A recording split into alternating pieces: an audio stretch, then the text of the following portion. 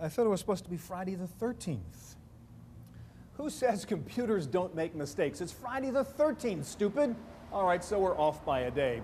Anyhow, on this Friday the 14th, we have assembled two gruesome teams of terrifying techies, horrifying hackers who will face off in a thriller that would make Hannibal the Cannibal look like a nerd. Today from San Jose, California, we bring you Computer Bowl 5, the East against the West, on this special edition of the Computer Chronicles.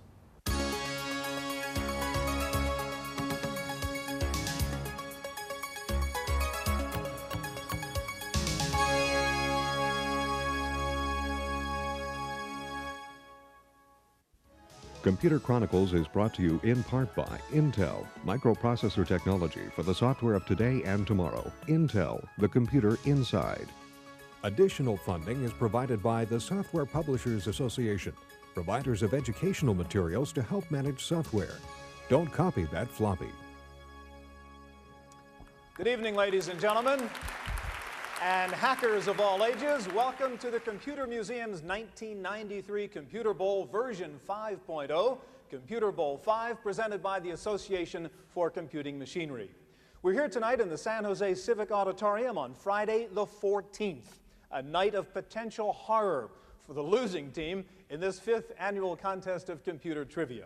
We're here on the West Coast tonight because the Silicon Valley smart guys scored a technical knockout last year at the Hassle and the Castle in Boston, beating the East Coast team by a score of 320 to 240, and thus that beautiful silver computer bowl you see over there has been residing here in the Silicon Valley for the past year, a symbol of computer trivia superiority.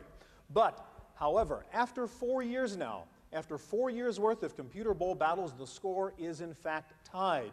2 victories for the East so far, 2 victories for the West, so tonight is the rubber match. And who is going to win tonight? Will it be the West? Yes! But there is another side, as always, to that story. For back east in Boston right now at the Computer Museum, we are going live tonight via satellite to all those East Coast fans who could not afford to fly out to California. All right, you guys out there in Boston, you rooting for the East, I take it? Somebody out there make noise? Oh, we even have an impartial crowd right here. All right, now, since not all of the West Coast computer expertise is here in the Silicon Valley, we are also beaming Computer Bowl 5 live tonight to Microsoft headquarters in Redmond, Washington. Another group of West Coast fans, I assume. Guys in Redmond? Yes? You guys here? Yes? West Coast? All right, so without any further ado, let me introduce the mean and nasty contestants for this Friday the 14th rubber match showdown. All right, are you ready? Now, first of all, the challengers, the terrifying techies from the East. The president and CEO of Legend Corporation, John Bloodbath Burton. Oh my God. From Phoenix Technologies, Neil the Cannibal Colvin. Oh, they're here to kill. From ViewLogic Systems, Alan the Hatchet Man Hanover. From the Patricia Siebold Group, Pat the Slasher Siebold. Oh my goodness. Last but not least, the captain of this East Coast team, the chairman and CEO of PowerSoft Corporation, Mitchell the Maniac Kurtzman. Oh my God, no.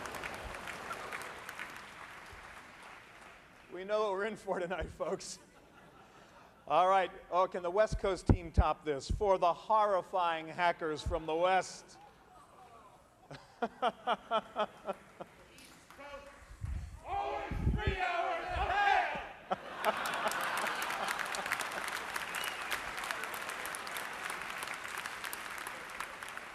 Ladies and gentlemen, the horrifying hackers of the West, the defending world champions who have threatened to frighten the daylights out of these opponents who are dressed in white. First, the chairman and CEO of B Incorporated, Jean-Louis Gruesome Gasset.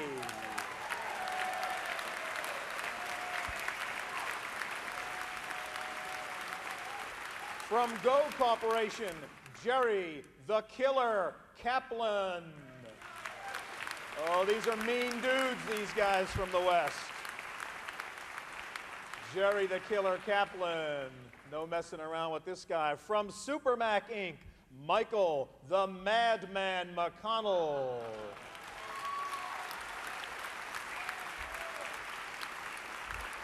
From DataQuest Incorporated, Lisa the Thrasher Thorell. Lisa the Thrasher Thorell takes her place in that line. Finally, the captain of the West Coast team, from Network General Corporation, Harry the Slicer Saul.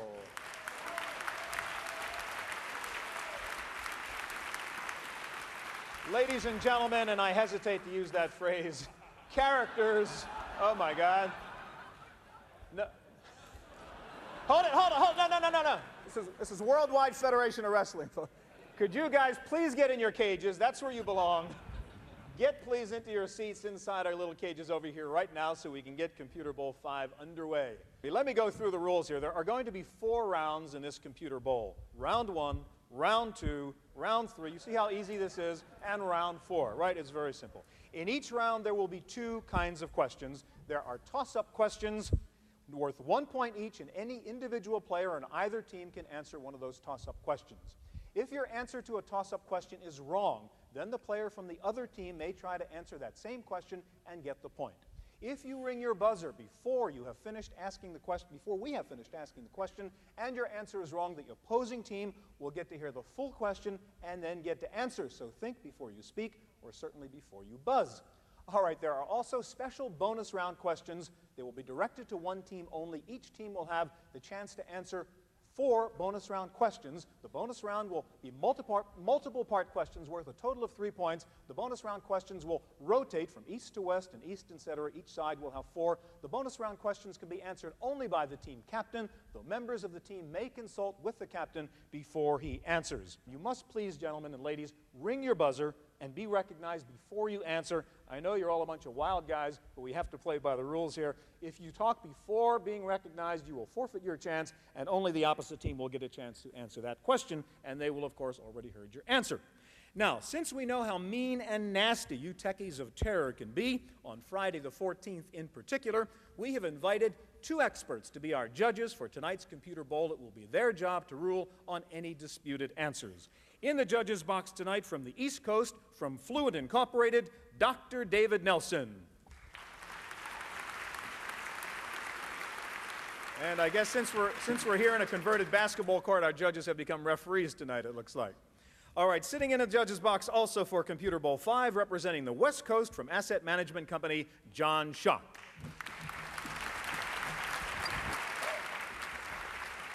Now, it is my pleasure to introduce to you the man who holds the title of West Coast's most valuable player from Computer Bowl 2, but very sad to say for some, he has now lost the title of world's most eligible bachelor. Ladies and gentlemen, the chairman of the board of Microsoft, Mr. Bill Gates.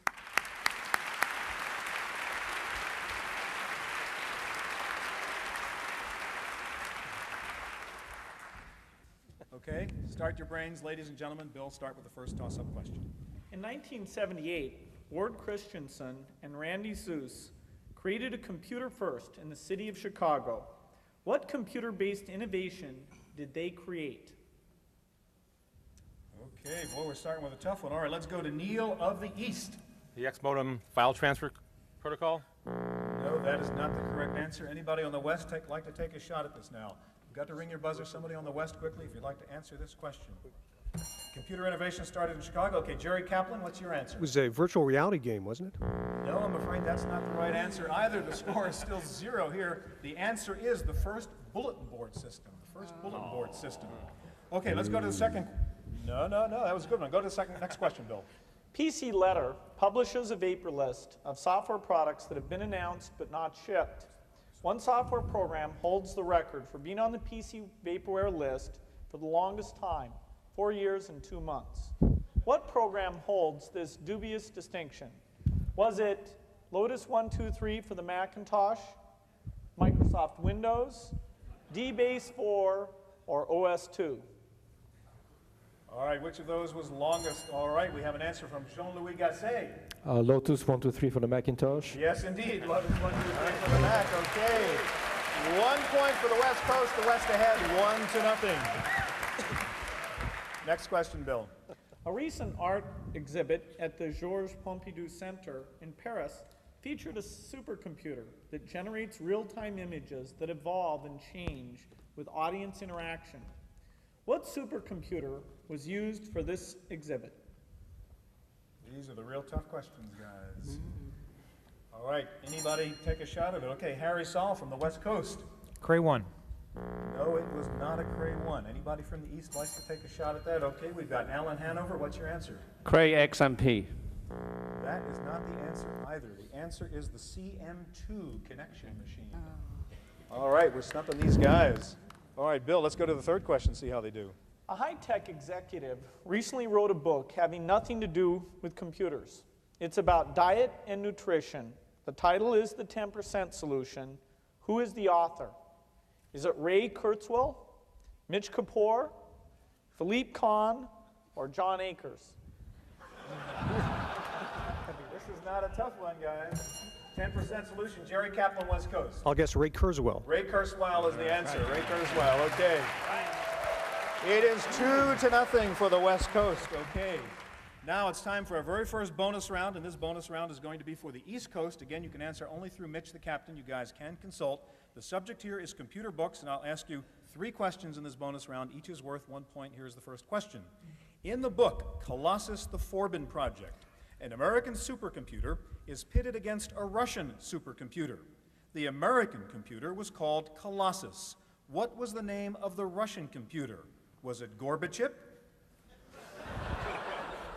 Nietsky, Guardian, or Sputnik? Consult and give me the answer through your captain for 1 point. Guardian. Guardian is the right answer. That's another point for the West. Okay.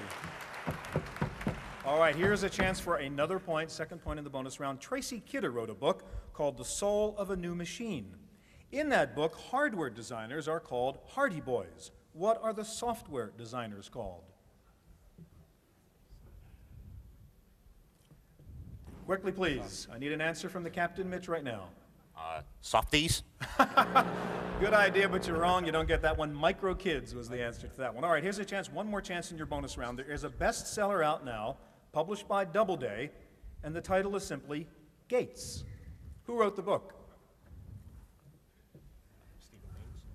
I need your answer right now. Stephen Maines. Is that your answer? That's not good enough. He was one of the authors. It's Stephen Manis and Paul Andrews. All right, well, not so bad. Okay, let's see how we're doing now. The score is West Coast 2, East Coast 1. And actually, that's, all right, 2-1, a little. Those neighbors on the top floor are such a pain in the neck. They're always making noises.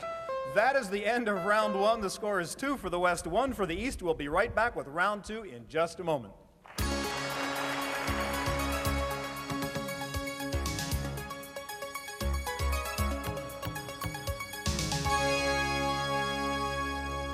Okay, we're going back now for the second round here of Computer Bowl 5, and we're going to resume right now with some more toss-up questions. The score is 2 for the West, 1 for the East. A slow start. Bill, go to your first toss-up question. According to the New York Times, what U.S. government official once sent the following email message?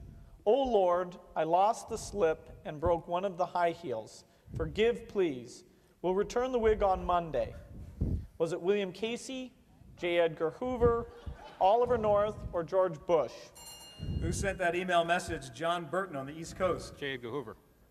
That is not correct. What was it? What was it? Good guess, but not the right answer. Anybody on the West Coast like to try? Who sent that email message?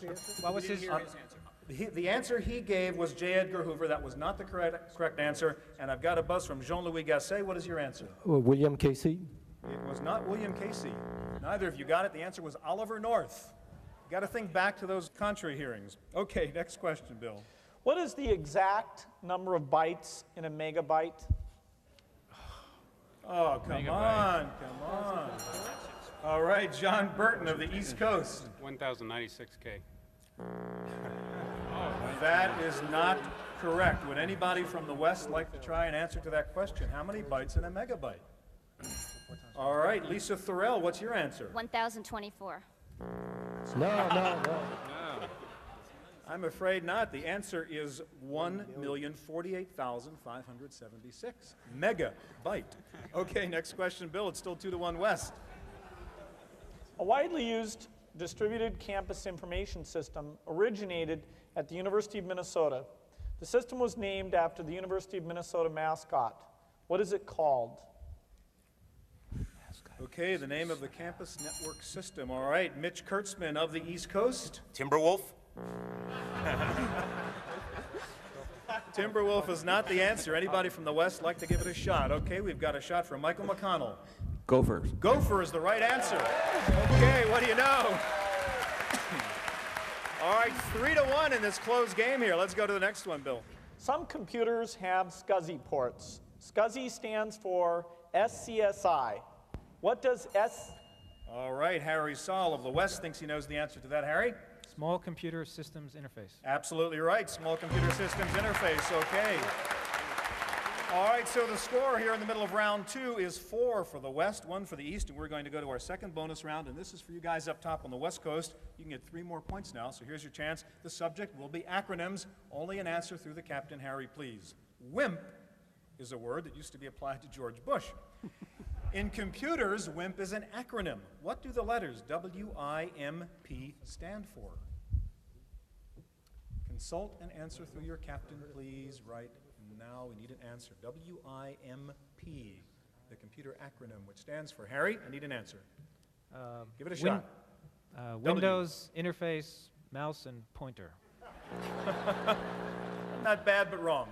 Windows, icons, mouse, and then pull down or pop up menus. That's WIMP. All right, you've got two more chances to get 2 points here.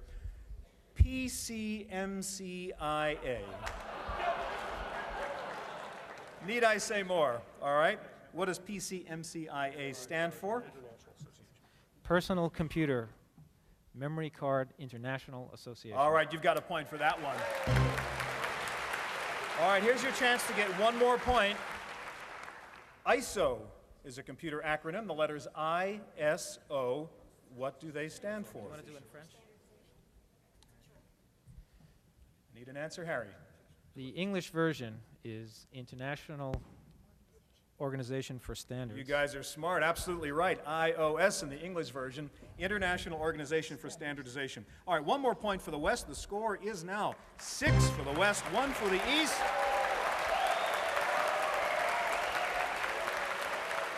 All right, you guys below now, let's get out your chainsaws and get going here. Bill, next question. November 16, 1992 marked the beginning of nationwide ISDN service in the United States as local and national carriers were networked for the first time. This historic link-up was given a name.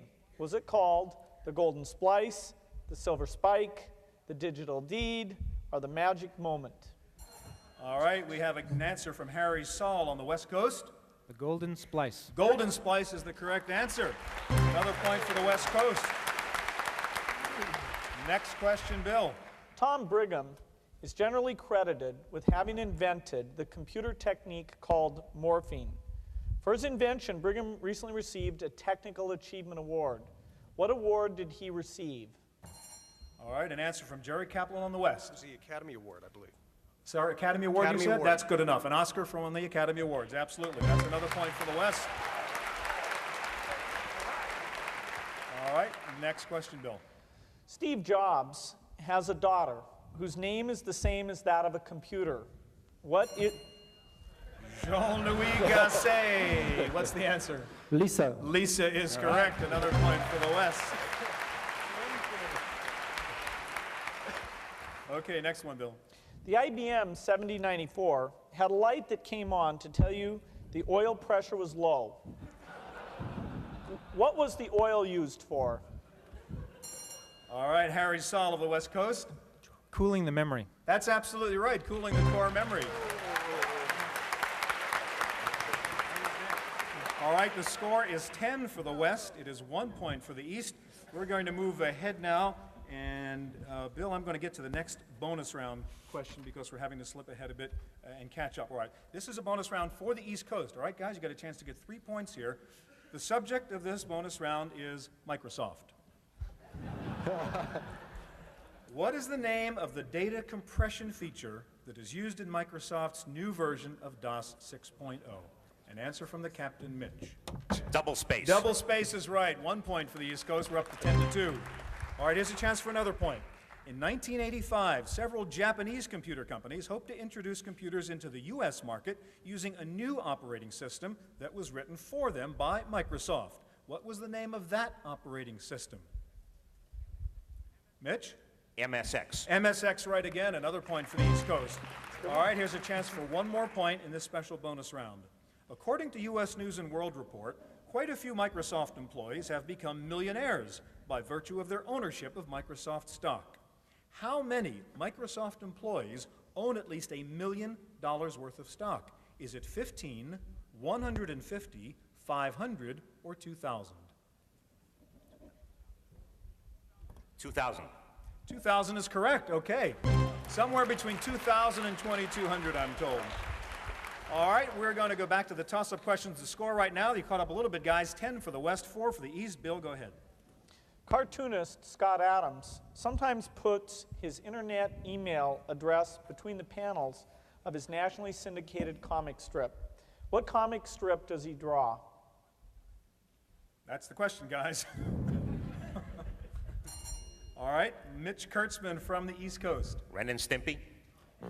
No, I'm afraid not. Anybody from the West like to give it a shot? The cartoon strip drawn by Scott Adams, in which he sneaks in little computer things. So, somebody have to ring a buzzer for me. Okay, Michael McCall. Calvin and Hobbes. Sorry? Calvin and Hobbes. No. The answer is Dilbert. Nobody has time to read the comics, I realize that. All right, next question, Bill. Which of the following terms is the name of a type of computer memory? Biax, triax, quadrax, or pentax? Which is the right name? Okay, Alan Hanover from the East Coast. Triax. That is not the correct answer. Anybody from the West like to give it a shot? Okay, we have Jean-Louis Gasset. Quadrax. No, that is not the answer either. The answer is Biax. Biax was the right answer. Bill, next question. Since 1984, a contest has been held on Usenet for the most unreadable, creative, bizarre, but working C program. What is the name of this contest? Contest held on Usenet for the most bizarre C program, but one that works. Anybody want to give it a shot? Going once, going twice. Got nothing to lose. Give it a shot here, someone. All right, Jean-Louis Gasset. Windows.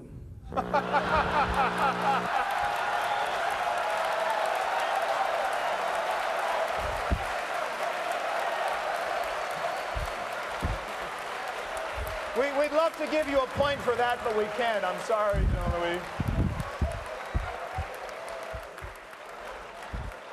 Bill, get back at him. Your turn. You're not going to tell them the right answer? The answer is the obfuscated C contest, not Windows. The adventure game King's Quest was originally written for a particular computer. The game outlived the computer. For what computer was King's Quest originally written? For what computer, now an orphan, was King's Quest originally written? Come on, guys, pretty easy. Neil Colvin. The Commodore PET. No, not the Commodore PET. Anybody from the West like to take a shot? Okay, Lisa Thorell. Atari 520 ST. No, I'm afraid not. All right, you're out. IBM PC Junior, written for the PC Junior. All right, here is the last question of round 2. Go ahead, Bill. Kevin Costner, Alan Greenspan, and Dick Cavett all have something in common that's related to computers. What is it that they have in common? Jerry Kaplan of the West. They're spokesman for Apple using an Apple Macintosh. Absolutely right. They've all done commercials for Apple. Very good. Okay, hard to believe already, but this is the end of round 2 and the end of the first half of the Computer Bowl. The West is considerably ahead right now, 11 points to 4. All right, for those of you watching here in the San Jose Civic Auditorium, for all of you watching live via satellite in Boston and Redmond, Please stay seated. We'll resume Computer Bowl 5 in just about 15 minutes after some halftime entertainment. Now, for those of you watching this at home on television, that is it for this special edition of Computer Chronicles. If you want to see how this all ends up, we'll be back here same time, same station next week with the second half of Computer Bowl 5.